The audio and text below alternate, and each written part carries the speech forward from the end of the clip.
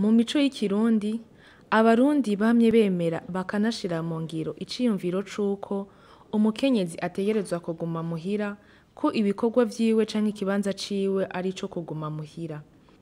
Ariko ugasanga ivyo bikorwa vyose akora nta na kimwe cashobora kumufasha mu kwiteza imbere.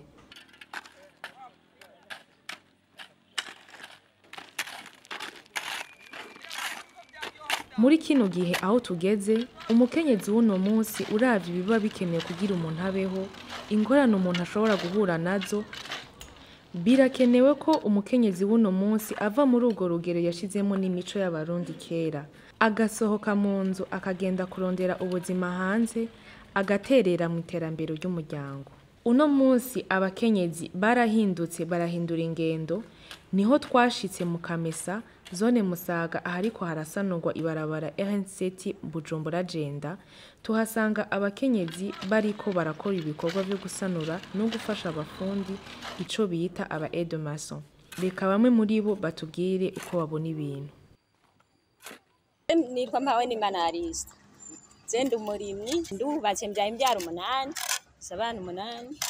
Zemba ahantu bita Buhonga.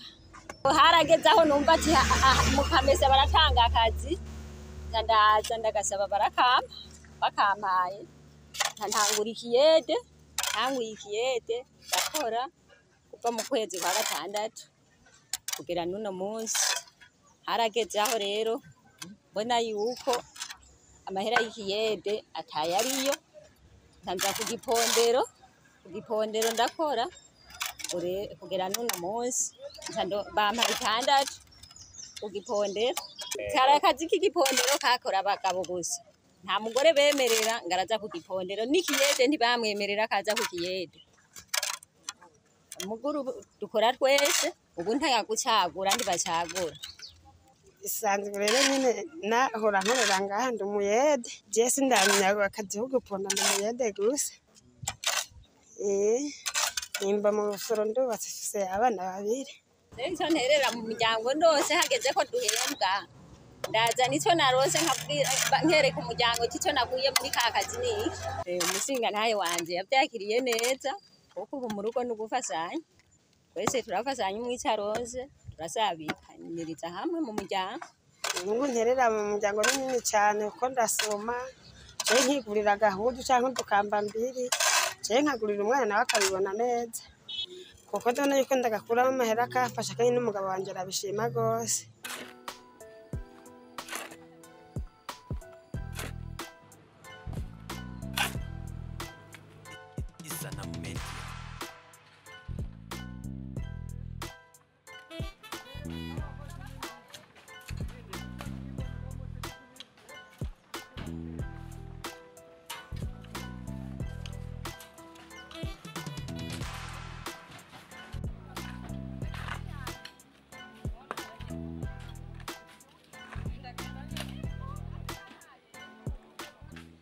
Mbega abakorana na mpawe n'Imana Alice hamwe na Shimirimana Godas bababona gute bashitse aho basanzwe barangurira imirimo muri kino gihe?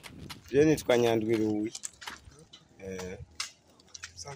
Nkabasanzwe nkora igifundi ngaha nyene muri ARF. Abo bakenyezi twe mu kubabona ngaha kubera turi abafundi, ni nabo bantu babanguka mu kutuzanira beto, amabuyi n'isima.